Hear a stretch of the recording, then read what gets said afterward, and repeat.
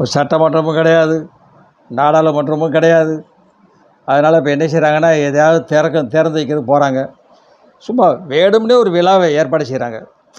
இப்போ தேவையில்லாத நேரத்தில் ஒரு விழாவை வேணும்னே கேட்டால் அன்றைக்கி தொழிலாளர் தினம்பாங்க. இவங்களே வந்துடுதுல, ஆட்டோமேட்டிக்காக வந்துடும். விழா ஏற்படுத்தி அதுக்கு போக வேண்டியது.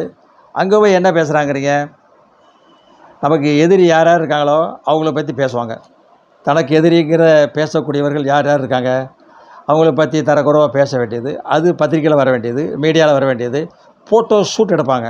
ஃபோட்டோ ஷூட் இது எல்லா கட்சி தலைவரும் எடுக்கிறாங்க.